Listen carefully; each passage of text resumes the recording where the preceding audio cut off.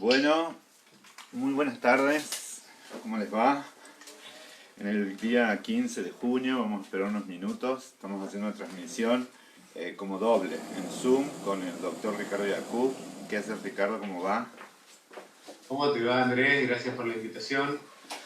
Es un placer, acá te veo y acá te estoy viendo como por doble entrada, por el Facebook, por el Zoom, por el teléfono donde se filma, viste que son todas cosas así muy eh, complejas, pero bueno, primero agradecerle a Ricardo, ya se va sumando gente, el doctor Ricardo Yacoub es profesor titular de la Cátedra de Psicología del Envejecimiento, de la Vejez, así es, ¿no? De la UBA, De la tercera de de la vejez, tercera edad de vejez, tiene un nombre del viejo plan, un poco redundante. Pero además, ahora bueno, es subgerente del PAMI, pero más allá de la titulación académica, es doctor en psicología, además de ser Ricardo un profesor brillante, o sea, con muchísima capacidad para la elocuencia y para hacer llegar las ideas por ahí más complejas de manera más llana y más amigable. Es autor de muchísimos libros, que es conocido, yo creo que en todos los países de habla hispana. Ricardo es una referencia desde hace bastantes años, desde aspectos de la jubilación, que tienen que ver con la prejubilación, hasta el erotismo, y mucho sobre prejuicios, que eran las primeras investigaciones que hacías con quien fuera titular de esa cátedra, que era el Polo Salvareza, ¿no? Así que, más allá de... no más allá. En virtud también del vínculo afectuoso que nos une, es un honor. ¿eh? Y la verdad que le decía a Verónica, bueno, recién hablaba con otros compañeros, es una suerte de comunidad que la ha ido generando entre otras personas, fundamentalmente Ricardo, conectándonos. Y eso es un gesto muy, para mí muy importante en virtud a esto, que se ve lo que es generar una comunidad y una red cuando más se lo necesita, que quizás en estas épocas es donde más nos necesitamos unos a otros, ¿no? Así que con ustedes, ya hay más de 40 y pico personas conectadas, después se van a ir sumando más, porque recién son las 14:06. Le agradezco a Iñaki, que el que lo hago sufrir soy yo, él es el que me conecta, de casa. Ya soy una persona con dificultades tecnológicas. Así que con ustedes va a estar el doctor Ricardo Yacoub con un tema que, bueno, lo propuso él, que me pareció muy bonito, que es el orgullo de ser mayor, considerando que esta charla está en el contexto del día de la fecha, que es 15 de junio, que es un día de toma de conciencia sobre el abuso y el maltrato de la vejez, ¿no? Que habíamos puesto esto de cuidar la vida y tratarnos bien, para poner en el foco a las personas mayores, pero sin que esto sea una cuestión prejuiciosa, porque la vida hay que cuidarla todas las veces que emerge, ¿no? Desde un brote hasta una persona cuando está frágil. Así que bueno, con ustedes Ricardo Yacoub. Bienvenido. Bueno, te digo, Andrés, que das para la radio. Tenés una serie de recursos y además de tu humor y tu inteligencia, la verdad que harías un excelente programa de radio también. Bueno, gracias. La verdad que apenas me dijiste me sentí convocado, porque además por vos, por el CEPRAM, que tantas veces me abrió la puerta tan amablemente, y bueno, y además por estar con tantos amigos, desde México hasta España, y desde toda la gente de Isolina y todo tu grupo, que la verdad que me siento muy cerca. Así que bueno, vamos a empezar con algo que el orgullo. ¿Por qué hablar del orgullo? Porque la verdad es que cuando tomar conciencia de estos temas, y vamos a ir directamente al Power. ¿Qué es Power, justamente? Van a ver cómo empieza. Es así con todo, es una imagen ahí de esas del Unión Soviética de principios del siglo, ¿no? Donde, digo, de Estados Unidos también, estas imágenes de potencia. ¿Por qué? Porque en realidad muchas veces cuando hablamos de los prejuicios llega un momento en donde sentimos que quedamos como atrapados por el mismo dolor o por la misma insatisfacción que nos produce, o frustración que nos produce lo que a veces no se puede cambiar totalmente. Y creo que hablar de orgullo, como vamos a recurrir hacia el final, a trabajar sobre esto, me parece que es justamente poder dar vuelta a esta cuestión, poder salir de esta mirada que obviamente hay que tomar conciencia, y esto es un temazo, pero que me parece que uno puede tomar conciencia tanto desde el padecimiento como desde el orgullo y desde el doblegar esa figura del padecimiento y convertirla en una figura del orgullo, como esta mujer que puede manifestarse de esa manera. Ayer escuché varias veces, porque cuando hablamos de tomar conciencia, a veces tomar conciencia parece que fuera algo como simple, y la verdad es que tomar conciencia es todo un tema que la filosofía, la psicología ha ahondado millones de veces, ¿no? ¿Qué significa ser parte? ¿Qué significa entender realmente algo? De hecho, muchos nos estamos preguntando qué significa tomar conciencia de que estamos en una pandemia, y cuántas veces nos terminamos enojando con un gobierno de turno, porque en realidad nos terminamos de tomar conciencia de que hay algo que nos sobrepasa todavía y que no podemos manejar. Pero en una cuestión quizás un poco más sencilla, quizás, Nina Simone, hablando acerca de los prejuicios sobre los mayores, hizo una canción bellísima que dice I got no tengo, y I got life. Sería como una reducción, un fardo inglés. Y ella comienza diciendo: no tengo casa, no tengo zapatos, no tengo plata, no tengo perfume, fe, cultura. Y en alguna medida uno podría decir, ¿por qué decía todo esto? No hace falta no tener por ser pobre. A veces uno no tiene porque no se valoriza en ciertos grupos de la misma manera los zapatos que luce una mujer joven que una mujer grande. No se luce de la misma manera el perfume, no se luce la cultura y tantos otros estereotipos que podríamos tomar en cuenta, y donde el no tengo de esta canción en alguna medida alude a esta falta de representación de valor que le otorga una cultura determinada a ciertos grupos sociales. Y en este punto, el llamado a la descolonización, es una palabra que seguramente a muchos les va a impactar, nos suena a las Malvinas, nos suena a cuestiones ligadas al imperio, y en alguna medida descolonizar nuestras representaciones sobre la vejez es uno de los temas más arduos que tenemos.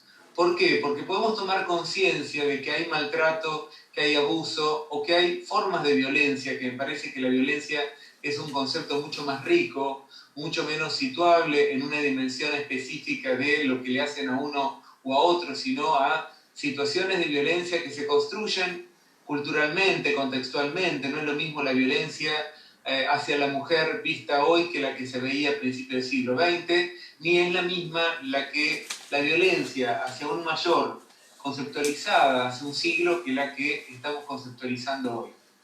Y uno de los aspectos más críticos es cuando justamente la sociedad degrada a tal punto a la vejez que deja de pensarla como una etapa larga de la vida, con sub y bajas, con partes positivas y negativas, y la reduce a los aspectos más negativos, es decir, reduce la vejez al momento ahí cercano a la muerte, reduce la vejez al momento de la enfermedad más dura, y obvia un montón de otras representaciones que están vigentes, y que en realidad hoy iba a hablar de esto, pero hace muy poquito hablé con Sol Rodríguez sobre una encuesta que nos maravilló de la Ciudad de Buenos Aires, que hicimos desde mi cátedra, y donde mostraba que los viejos, por ejemplo, tenían una capacidad de tolerancia y de aceptación y vivir mejor esta pandemia que las personas más jóvenes,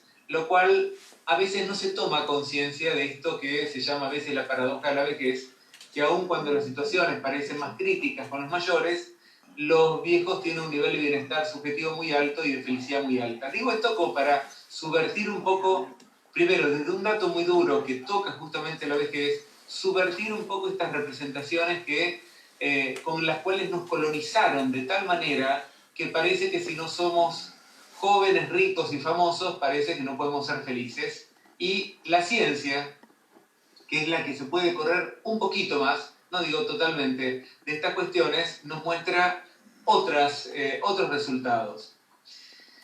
La verdad que tomar conciencia en tiempo de pandemia, la verdad que se consiguió un trending topic por primera vez de la vejez. Nunca hablamos tanto de la vejez, lamentablemente de la peor manera. Vimos artículos y notas sobre los mayores, creo que nunca como antes. Vimos declaraciones horrendas, como por ejemplo, es preferible dar un respirador a una persona joven que una vieja, el vicegobernador de Texas señalando que en realidad las personas mayores de 70 debían dar su vida. Y vimos también muy poca gente que contrarreste esto. Creo que, digo, más allá del mundo gerontológico, creo que Beatriz Arlo, con todo lo contradictoria que puede ser esta mujer, dijo, bueno, ¿por qué tendríamos que dar la vida a los mayores en pos de los más jóvenes? ¿Por qué no pensar que la den los que son más patriotas o los que son más capaces? Digo, ¿quién tendría que dar la vida en pos de quién? En términos generales nos llevaría a puntos sin sentido y ciertamente fascistoides, pero en alguna medida lo que quiso decir Beatriz Arlo es ¿quién dijo que una vida vale más que otra? Y por suerte hoy tuvimos una declaración de médicos de la Argentina donde corrige claramente esta cuestión y lo que dice es se va a beneficiar la vida que tenga más posibilidades de ser vivida en el corto plazo, es decir, que se le pueda poner un respirador y que de ahí más va a vivir. No importa si tiene 20 años y el respirador que le ponga no le va a servir y a uno de 60, 70 sí, ¿por qué vamos a hacer una elección por edad que sería meramente discriminatoria? Vimos situaciones complejas como la de la Ciudad de Buenos Aires, prohibiendo a la gente de 70 años que salga y que por suerte fueron cayendo en el olvido, pero también vimos que por primera vez mucha gente mayor que quizás no se autopercibía o autodeclaraba quizás como adulta mayor, como Nacha Guevara, como Burucua, como muchos otros, salieron a defender su posición y decir no quiero que me controlen la vida de tal manera y podemos decidir por nosotros mismos, que de hecho los adultos mayores se han cuidado y muy bien, y no hacía falta que nadie los obligue a nada.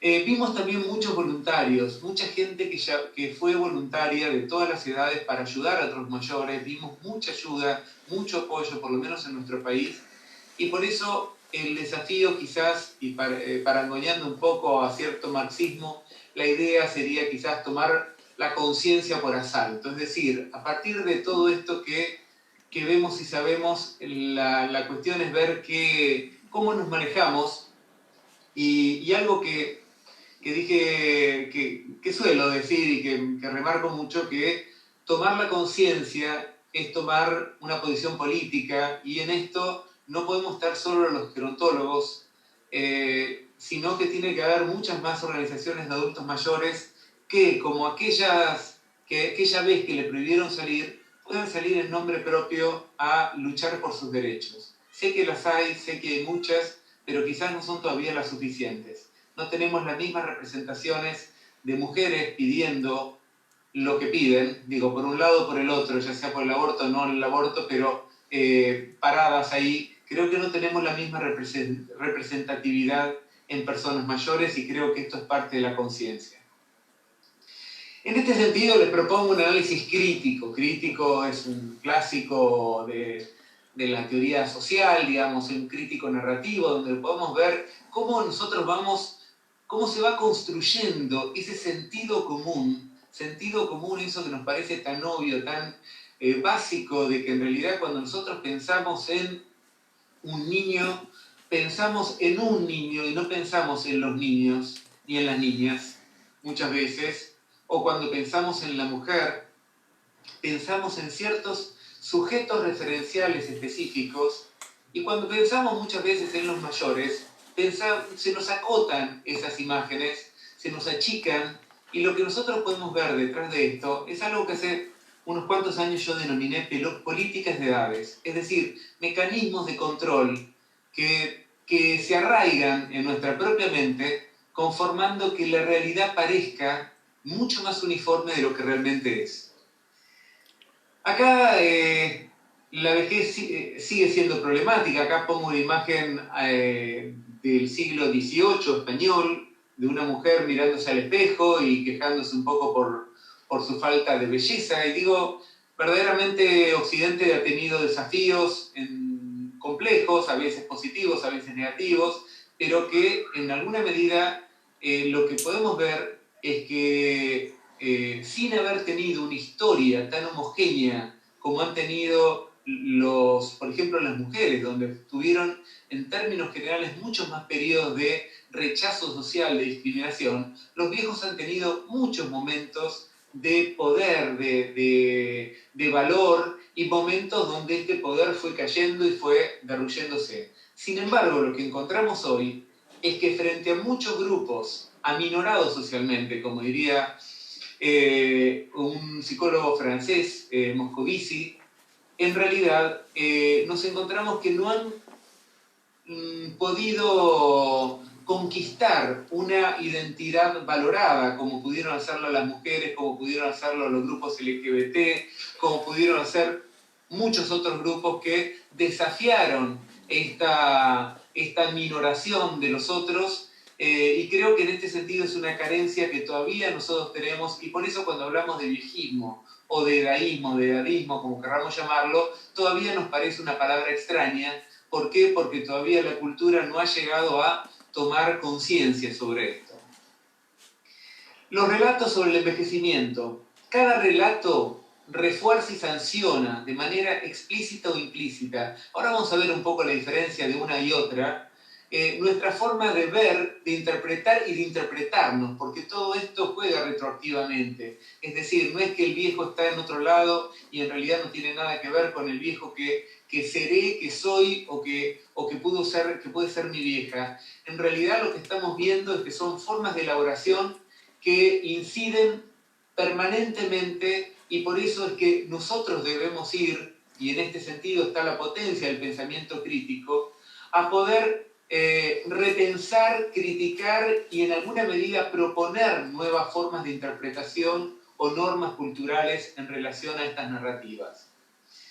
Ninguna narrativa es neutra. Cuando vemos esta mujer que ustedes están mirando ahí con este aspecto acongojado, que está mostrando su cuerpo bellamente, pero al mismo tiempo no pone la cara de una mujer joven que, no está diciendo lo mismo, está diciendo otra cosa, porque pareciera que el relato de la vejez lleva a que más bien tenga que mostrar la vergüenza más que la belleza.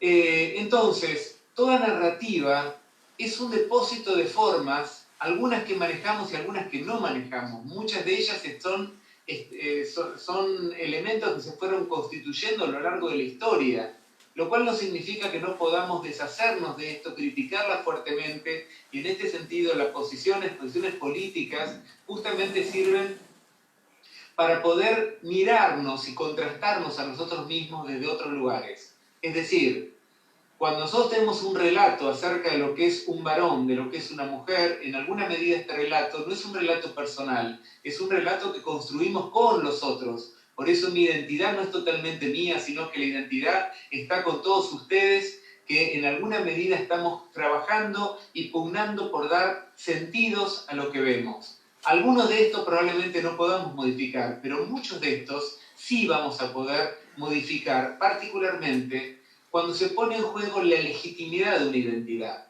¿Qué significa esto? La legitimidad de una identidad es la gran diferencia que hace a que una mujer como Evita, con el potencial político que tuvo a lo largo de la historia, no pudo llegar a ser vicepresidenta porque las condiciones culturales, los relatos no habilitaban a una mujer. Hoy sabemos que sí puede ser presidenta, puede ser ministra, puede ser un montón de otras cuestiones. ¿Por qué? Porque hubo un contexto que provee de nuevos significados y que da lugar y legitima y hace inteligible que ese personaje pueda ser yo o pueda ser el otro. Ese personaje que muestra su cuerpo no con vergüenza, sino con elegancia o con erotismo. Esto es parte de un contexto, no de esa señora. No es un problema solo de esa señora. Y en este punto está lo que llamamos la violencia cultural o simbólica. ¿Qué significa esto? Que la violencia cultural es el modo en que ciertos sentidos trabajan inhabilitando lecturas que pueden ser promisorias para un sujeto. Es decir, en este punto podemos hablar de los prejuicios consabidos, de pensar, de reducir a los viejos a términos muy elementales, su enfermedad, su dificultad, y limitar su erotismo, todas estas cuestiones que seguramente muchos de nosotros que estamos en este campo conocemos y que muchas veces aparecen de maneras explícitas, claras. Es decir, probablemente el prejuicio hacia la vejez no sea un prejuicio como el que puede haber en el antisemita, que quizás tiene todo un decálogo y tiene autores y tiene libros detrás que pueden hablar mal acerca de los judíos o de los negros o de cualquier otro grupo. En este prejuicio, en realidad, lo explícito está más reducido, aunque aparece un sentido común que aborda permanentemente y nos dicen, y bueno, ya no va a cambiar porque es grande, o la felicidad no la vemos como demasiado factible en personas de cierta edad, o qué querés para la edad que tiene, o jugar como hoy jugaron en una publicidad, en una nota, un anciano de 52 años asesinó a otro, ¿no? En realidad, donde en realidad uno lo que ve es que, bueno, además de 52 años, uno ya no se siente, todavía no es anciano. Digo, lo que juegan es con el término anciano peleando con la noción de asesinato, ¿no? Que esto me parece que está cargado de información como para que justamente nos impacte más que si nosotros dijéramos un adulto mató a otro. Y también hay algo implícito que significa que estos modelos sociales inciden y construyen modelos de ver, modelos para ver, modelos para pensar, que están a tal punto fijados por repetición en nuestra mente que a veces funcionan como si fueran parámetros de nuestra realidad. Les quiero simplemente, aprovechando el triste acontecimiento de Floyd en Estados Unidos, hay un estudio de unas décadas en Estados Unidos que muestra las diferencias de lo que ve en segundos un norteamericano, blanco o negro, ante la simple imagen de una persona blanca con algo que parece un arma y una persona negra con lo mismo que parece un arma. Para la persona blanca, blancos y negros dicen que en realidad parece como un elemento que podría ser un juego o algo que no se asocia con la violencia. Cuando esa misma imagen la ven en un negro, blancos y negros dicen que parece un arma. ¿Qué significa? Que implícitamente nos fueron programando y que estos saberes implícitos son más difíciles de modelar. ¿Por qué? Porque en realidad no sabemos que los tenemos. Incluso muchos de nosotros nos vamos a sorprender dentro de un ratito ante ciertas imágenes que justamente tenemos respuestas implícitas y que posteriormente le damos un sentido de una manera explícita. Entonces, básicamente la idea es poder cuestionar y poder trabajar incluso para poder modelar estos saberes implícitos. Los relatos e imágenes hegemónicos resultan muy verosímiles para cualquier espectador. Es decir, este negro con un arma puede ser mucho más verosímil para nosotros, lamentablemente, que un blanco con un arma, o un viejo, si lo vemos ante cierta compostura, probablemente digamos que está enfermo, y si lo vemos a una persona más joven ante la misma compostura, quizás digamos que está preocupado. Entonces, esto es lo que nosotros tenemos que empezar a detectar, y justamente el lenguaje visual puede ser el más tramposo. ¿Por qué? Porque es más intuitivo, porque excede mucho más a ciertas formas de racionalización y básicamente genera una fuerte adhesión a esto que llamamos el estereotipo, que para muchos, para una parte de la biblioteca, sostiene que el estereotipo básicamente es visual. Fíjense lo que nos pasa acá. Nosotros, esto es una publicidad. Esto es una publicidad no solamente argentina, sino que es internacional y que nos muestra a la vejez como una especie de destrucción, a la vejez como si fuera algo que fuese una monstruosidad. Y esto no está prohibido. Esto la gente no lo toma como una especie de atentado. Imagínense si yo pusiera de ese mismo lado a un negro y un blanco, jugando con el negro como si fuera la deformación de lo blanco, si pusiera un judío, si pusiera a una mujer y un varón, es decir, o si pusiera incluso una persona gay, lesbiana, con todo el prejuicio que aún existe, estas publicidades no durarían ni un segundo. Y esto es importantísimo tenerlo en cuenta porque básicamente están mostrando la vejez, están construyendo la referencia del viejo como un viejo monstruoso, como un viejo que se va a llevar a la mujer bella que fue en algún momento. Acá tenemos esta imagen que probablemente algunos ya la hayan visto, yo trabajo porque me sorprende que es una imagen muy conocida, donde darle un beso, un varón, a una mujer, aparece como una sorpresa infantilizada totalmente. Porque estas imágenes aparecen muchas veces en internet cuando uno pone sexo. Y la verdad que esto está muy lejos de parecer sexo. Acá vemos otra imagen que yo trabajo muchísimo. ¿Por qué? Porque en realidad acá, así como al negro de la imagen veíamos el prejuicio implícito, lo más probable es que aún la gente que viene de la gerontología y que está como muy resguardada y que tiene mucho argumento explícito para dar cuenta, lo primero que probablemente le aparezca es viejo verde. Y detrás de viejo verde hay una cierta animosidad negativa que genera que nuestras emociones puedan impedir una racionalización más fecunda. Es decir, que nos quedemos más con la bronca y esa bronca intenta racionalizar algo que no tiene sentido. Acá hay alguien que le gusta a una mujer o que puede estar mirando, le vaya a saber por qué, y que en realidad no hay nada que le pueda afectar a esta señora porque no es que le está diciendo nada ni nada. Simplemente es la primera imagen y ahí tenemos lo que llamamos el prejuicio implícito. Entonces, en este punto, esta imagen bellísima de un pintor polaco que me gusta mucho, primero porque trabaja con mayores y en alguna medida porque los mayores muchas veces son vistos como objetos de construcción mecánica, ¿no? Parece que los recauchutamos facialmente en la cabeza, parece que fueran un sujeto desordenado y que tenemos que darles remedios, ¿no? Que tenemos que asistirlos permanentemente. Y un poco lo que quiero contar en relación a esto es, y en esta toma de conciencia, es cómo se construye una estética y una política de la representación de la vejez. Es decir, cada vez que mostramos algo, ¿qué estamos diciendo? ¿Cuál es el relato que subyace a ese algo?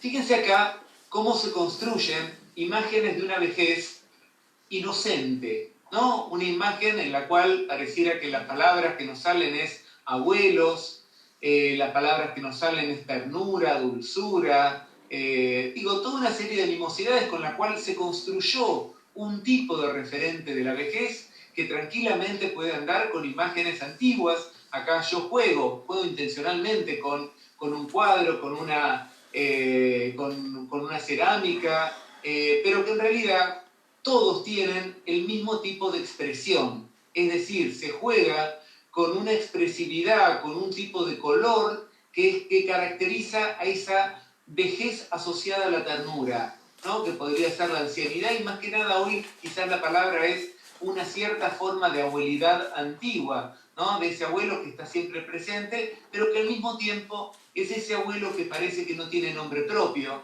es ese abuelo que en realidad es puro cariño, entonces puedo atravesar todos los límites de mi dificultad para con el otro, y en vez de decirle usted, nadie le diría usted a esta gente, le diríamos señor, abuela, abuelo, porque sería una forma de entrar mucho más sencilla que la que nos imponen estos viejos, ¿no? Esta otra construcción de la vejez, con colores distintos, con mucho sepia, con mucho blanco y negro, con colores dramáticos. En realidad hay intencionadamente una forma de construir el relato desde la residencia, desde el viejo que está solo, que está enfermo, que está deprimido, que probablemente tenga una demencia por la expresión de de la cara. Este es otro lugar desde donde probablemente ya no nos encontramos con el abuelito amigable, sino más bien con una vejez áspera y dura, donde las palabras pueden ser también, ahí sí, quizás anciano, geronte, la senilidad se nos viene, es decir, todas estas palabras que van como secundando otra forma de representar a la vejez. Y en tercer término, esta otra forma, que hoy está más de moda, que es la vejez feliz. La vejez feliz, digo, entre comillas, ¿no? Porque no sabemos cómo se sienten unos y otros.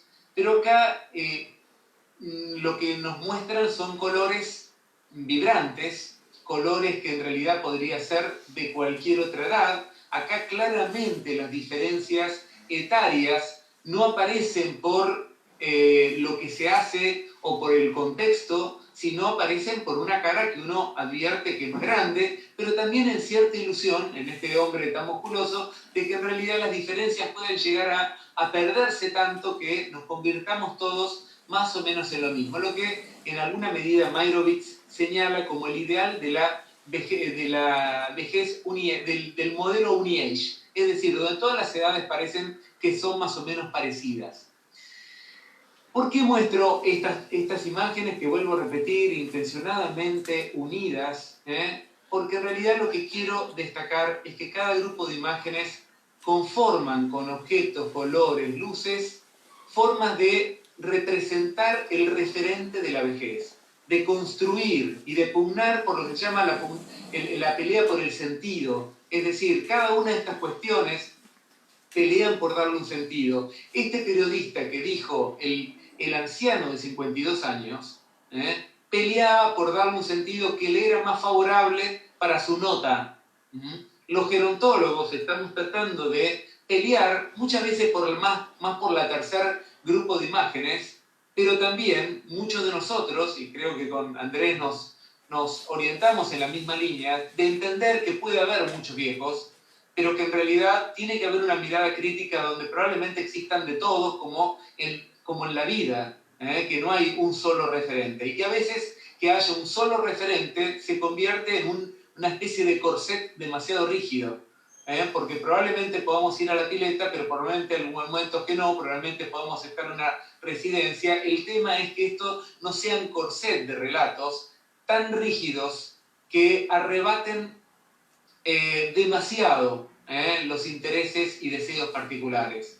Entonces, lo que tenemos que ver es cómo detrás de esta pragmática, es decir, de esta forma en que se produce y representa la vejez, hay una posición política. Política, corrámosla de lo que podría ser los partidos tradicionales. Política son modelos de control de alguien, de lo que creemos que es un viejo, de lo que creemos que es una mujer, de lo que creemos que es un varón o lo que fuese.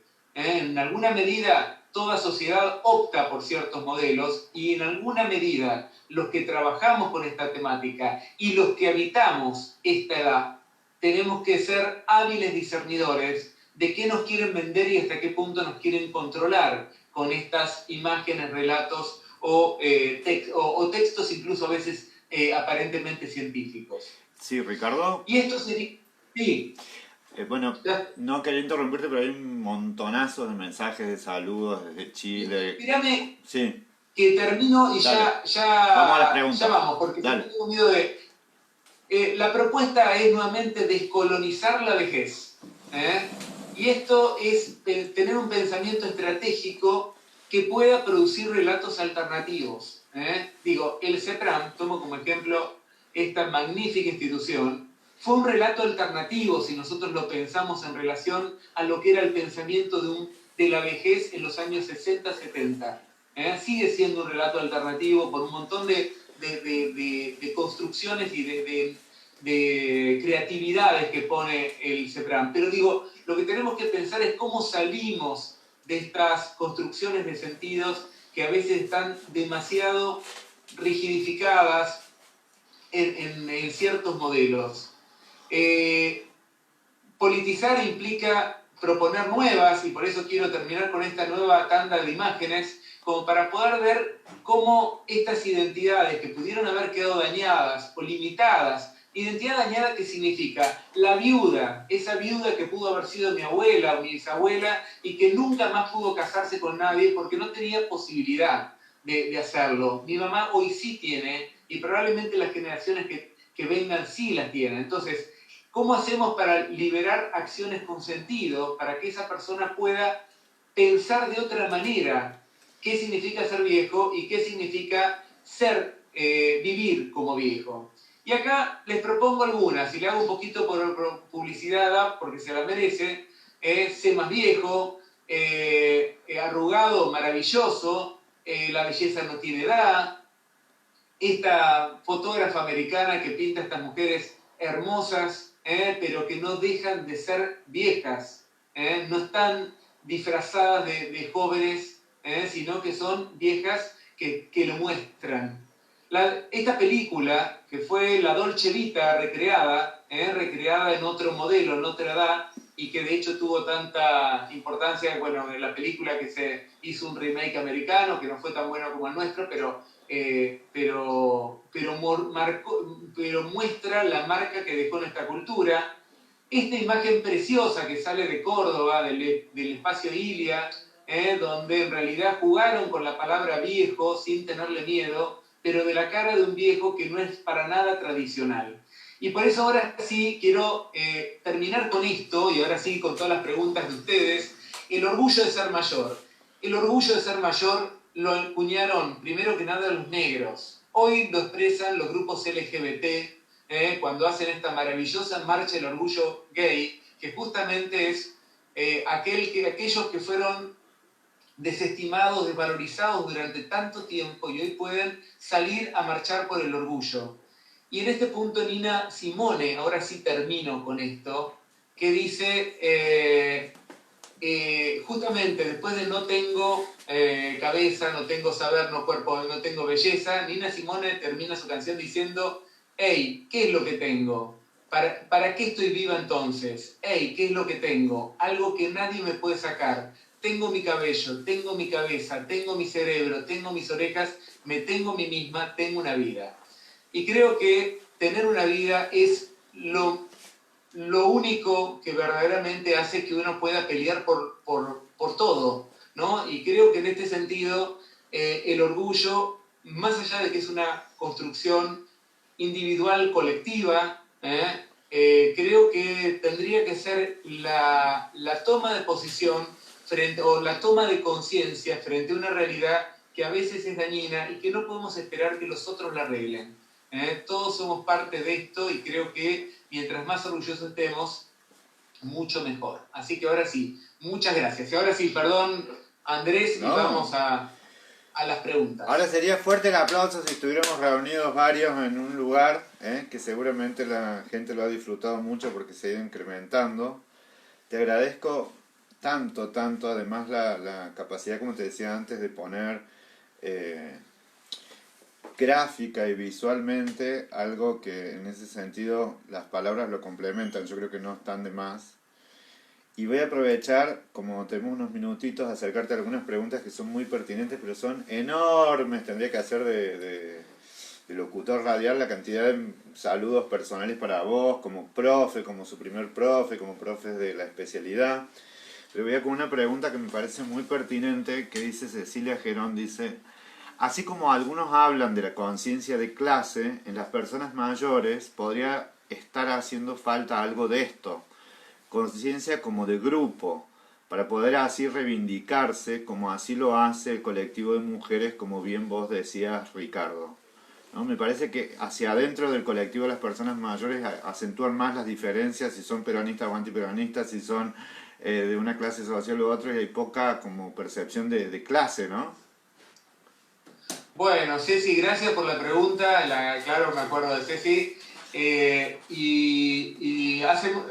Ayer justamente estuve hablando en un webinar de Ecuador que yo decía que deberíamos retomar esta noción marxista de la clase en sí y de la clase para sí.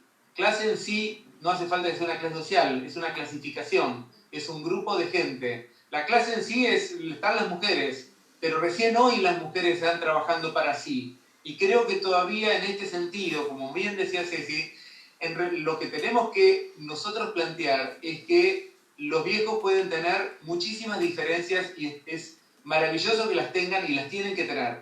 Pero hay cuestiones donde deberían tener clarísimo de que las jubilaciones tienen que estar en claro, que los servicios del PAMI tienen que estar en claro, que la ANSES, es decir, hay cuestiones donde el viejo depende más del Estado que cualquier otro grupo, y en este sentido, si no hay una conciencia para sí, probablemente se los van a devorar todos los gobiernos en promesas falsas o en promesas incumplidas. Entonces, creo que acuerdo con vos, me encanta la pregunta y vale la pena repensar este concepto del marxismo de la conciencia para sí. ¿Hasta qué punto los viejos tienen esta conciencia? Creo que no, y creo que incluso hasta cuesta decir soy viejo o soy adulto mayor, y todavía tenemos problemas que parecen imbéciles con el tema de la palabra, si decimos viejo, adulto mayor, persona mayor, que verdaderamente tiene muy poco sentido. Excelente, bueno, te mandan saludos de Santiago, Norma Tamer, desde Brasil, Golfo, y otra, Graciela Bo, bueno, una cantidad enorme de personas. Y Bueno, un montón de voluntarios del CEPRAN también te saludan y alumnos. Y otra que me parecía importante, digo, para que vayamos viendo, vos mostraste como diferentes imágenes y hablabas de la politización en el sentido de, pongámosle la palabra militar o salir a lucharla o darle un sentido. Y al inicio de la conversación mencionabas esto que podría ser una oportunidad, ¿no? Así como la horrible guerra de Vietnam fue una oportunidad para la paz, cada atentado, cada magnicidio, ¿no? Cada muerte terrible en relación al género o a la raza es un motivo más de toma de conciencia en el sentido político de la cuestión. No solo que hay maltrato, no solamente que hay abuso, sino que es algo propio de la clase, lo que vos decías, porque a mí me ha sorprendido siempre lo que le cuesta a las personas mayores, por ejemplo, ponerse una remera que diga trátame bien, ¿no? Como quedar excluido del sufrimiento que tiene un grupo por la característica que tiene, que es cierta fragilidad, aunque esto no implique aceptar que hay un montón de personas muy bien tratadas, en residencias, en geriátricos muy bien cuidadas, como vos decías, aparece una paradoja entre quienes sufren por la misma condición que otros están, entre comillas, salvados, ¿no? Sí, a mí por un lado quisiera dividir la palabra política como en términos de lo que sería el pensamiento crítico, como lo que determina un mecanismo de poder, y también la política, como vos muy bien señalás, que es la política como militancia, como acto transformador, que creo que me parece que la crítica requiere después un poner en marcha cierto movimiento de las cuestiones. Creo que en esto tenemos ciertos déficits, creo que necesitamos... acuerdo con vos, justamente yo destacaba algo que después de la Segunda Guerra Mundial y por las atrocidades del nazismo, es que los derechos humanos se implantaron en el mundo de una manera que de otra forma no hubiese estado. E hizo falta destacar que había algo que era un derecho humano y que no tenía ni siquiera que tener una legislación propia. ¿Por qué? Porque vimos lo que era capaz de ser el ser humano. En este momento nos encontramos con actos muy horrendos del lado especialmente de la culta y refinada Europa, donde nos encontramos que abandonaron, y esto no lo digo yo, lo dicen los propios españoles, lo dicen notas del país, abandonaron en las residencias a los viejos porque en realidad privilegiaron a los más jóvenes, hubo actos de una eugenesia notoria, y creo que en realidad dieron cuenta de lo que ya estaba diciendo Lagarde. Algunos dicen que no lo dice del todo, que en realidad que había demasiados viejos o cosas por el estilo, con lo cual me parece que hay una lógica de cierto capitalismo, no quiero ir contra todo esto porque sé que no es tan homogéneo, pero que en realidad le molestan los viejos y que en alguna medida cuando tuvieron que elegir optaron estúpidamente por la edad y de la manera más discriminatoria. Con lo cual creo que esto es una deuda, pero también es una deuda que los viejos no se hayan manifestado más por esto. Digo, que fuimos más los gerontólogos todavía, los que pusimos el grito en el cielo, pero no hubo tantos grupos de adultos mayores que se hayan salido a quejar por esta cuestión. Y creo que lamentablemente hay mucha gente que cree que esto es así, que en algún punto los viejos tienen que dar la vida por los jóvenes. Sí, me recuerda mucho lo que vos mencionabas, la guerra de los cerdos de Bioy Casares, ¿no? Parece que tendría que existir siempre la política del conflicto para que aparezca la condición que está muy arcaica puesta en el viejo como algo descartable, ¿no? Porque parece que tiene fuerza. Mira, Ricardo, bueno, de Sam te mandan saludos, entonces te diría que por una cuestión de tiempo, hoy tuvimos un percance en donde no pudo aparecer Verónica, que, bueno, ustedes se quieren un montón, son grandes vinculadores de Latinoamérica, de Norte y de Sudamérica, y a las 3 es su conferencia, entonces me gustaría si vos pudieras responder alguna de estas preguntas, que todos felicitan la articulación entre los conceptos, la claridad, pero sí me parece muy bueno, ¿no? Hoy mencionabas también lo del sol, veía la programación que hay en el país, o sea, es hermoso, la verdad, aunque muy de la academia, del PAMI, la cantidad de jornadas, la cantidad de expertos hablando, me hacía acordar más o menos como el origen del estructuralismo, cuando eran los antropólogos los que hablaban de las diferencias de las etnias, y se seguía, sí, sí, tal cual, utilizando la palabra tuya de descolonización, se seguían destruyendo etnias, lenguas originarias, ¿no? Entonces,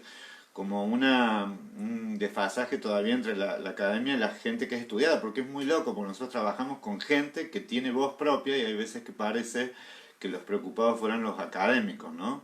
Entonces, como lo tuyo ha sido por mucho tiempo el estudio del empoderamiento, es nada, en esta época donde hace relativamente poco, ¿no? Se trata de firmar una convención de derechos y no se logra, donde emerge esta situación que era absolutamente incierta, era una novedad en términos del curso de vida, que, ¿cómo ves vos la posibilidad del empoderamiento de quienes hoy son personas mayores y nosotros, gente de 50, que estamos camino a hacerlo? No somos ancianos, pero allá vamos, en términos del impacto que tienen las generaciones sobre el propio envejecimiento de las poblaciones. Yo por momentos tengo una mirada muy halagüeña porque uno ve que se han generado muchísimas cosas en la misma convención, que de hecho algunos países, entre ellos el nuestro, tiene ratificada, que seguramente Isolina nos va a contar que ya tiene un rango constitucional, pero me parece que también al mismo tiempo vemos todo un movimiento que tiene pareciera tener poca consistencia, digamos, ¿no? Estamos como generando oleadas que pareciera que se contradicen con otras donde el sentido común no está demasiado puesto en cuestión. Yo remarco esto y no quisiera quedar como algo como demasiado banal, ¿no? Porque digo, obviamente si las jubilaciones tienen un peso enorme en la forma en que pensamos la vejez, pero también si no podemos cambiar, si no podemos hacer esto que para mí los dos grandes faros son el feminismo y especialmente en esta época, con todos los errores y las críticas que yo le puedo hacer, pero me encanta ver la movida que hay al interior del feminismo donde se debate el sentido permanentemente.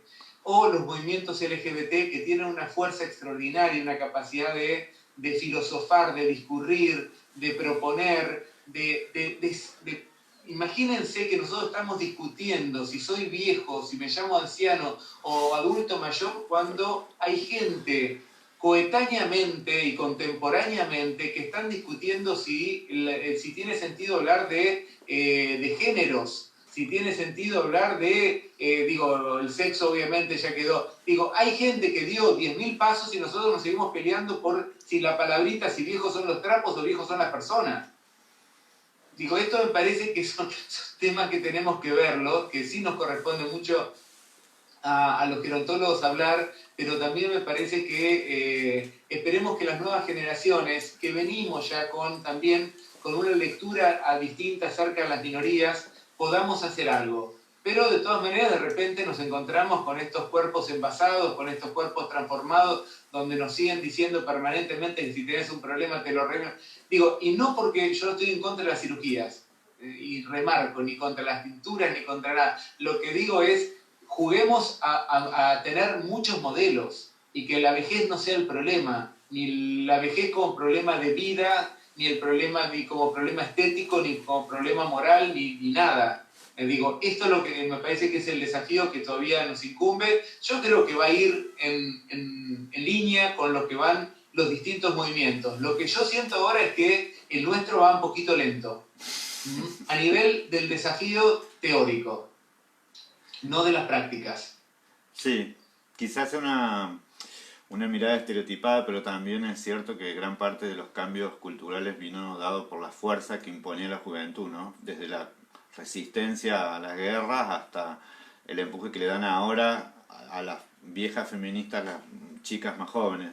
Pero bueno, hay mucha gente que hace comentarios, dice excelente la entrevista, que te lo agradecen. La verdad que da para conversar. Voy a tomar las últimas nomás para saludarte, para agradecerte enormemente, porque yo creo que en ese sentido hay una coherencia aplastante en vos, en los dos sentidos de la palabra politizar, ¿no? Que es esto de discurrir y ponerse a pensar sobre las categorías que uno estudia y a su vez también militarla, ¿no? En las formas que me parecen más, sin ser pedantes, pero más fructíferas de la lucha política, que es la educación, ¿no? Porque lo que uno va sembrando, además de las diferentes luchas, produce algo. Entonces, en función de esto, dice Edith Susana Bonino, dice, totalmente de acuerdo, dice, nosotros los viejos tenemos que salir a la calle para luchar por nuestros derechos, ¿no? Siempre me acuerdo de Norma Plalo, que sufrió esa mujer en los 90, cuando efectivamente había una mirada de que todo lo viejo era descartable, unido también a una visión de lo que marcabas vos ahora, ¿no? De la cuestión esta liberal, si hay que elegir entre un viejo y un joven, vamos por los productivos. Y Gris para The Bell, que te manda saludos, dice, tu esmero por desvendar nuestras miradas se agradece profundamente. Mi vejez a punta de nariz se compromete para sí. Enhorabuena. Y Marina Canal dice tal cual. Te estoy mencionando gente que sé que te quiere mucho, que vos lo reconocerías rapidísimo. Y que además se han tomado también la otra punta, no solamente es de tomar la palabra como vos, o tomar por ahí la responsabilidad que uno cree que tiene como organización, sino tomarse el momento de sentarse a estar y a reflexionar y de alguna forma asistir, ¿no? Con esto, Ricardo... Sí, te escucho. Digo, no quiero que se pierda lo de Verónica porque va a estar bárbaro y porque me parece que este armado que ustedes hicieron es precioso y da cuenta de una coherencia en cómo se fue armando todo esto. Y valoro muchísimo, bueno, toda la gente que está escuchando, que tiene ganas de saber, y también mucha gente muy conocida en este tema que vos acabas de nombrar, y que, bueno, para mí es como un mimo a que quieran discutir conmigo estos temas que a veces no estamos tan cerca, y bueno, quizás este fue el momento. Y gracias a vos, porque siempre yo sabía que vos generás una actitud inteligente y preguntas inteligentes, así que te agradezco mucho. No, para vos. Te leo. María Cecilia dice, como docente de la actividad física, el orgullo es mío de verlos, cómo manejan, cómo viven su vejez, y vos como docente. Ricardo, muchas gracias. Yo lo que voy a proceder ahora, no voy a cortar con vos, sino que voy a cortar el vivo, así que nuevamente muchísimas gracias por todo el sentido de comunidad que generás vos, formando y vinculando las trayectorias de vida, porque todo esto que te leo es algo que lo construís todos los días, entonces el reconocimiento a que tu trayectoria va haciendo que se tejan muchos hilos de gente que se va formando y que va haciendo buenos caminos al andar. Así que Ricardo, muchas gracias.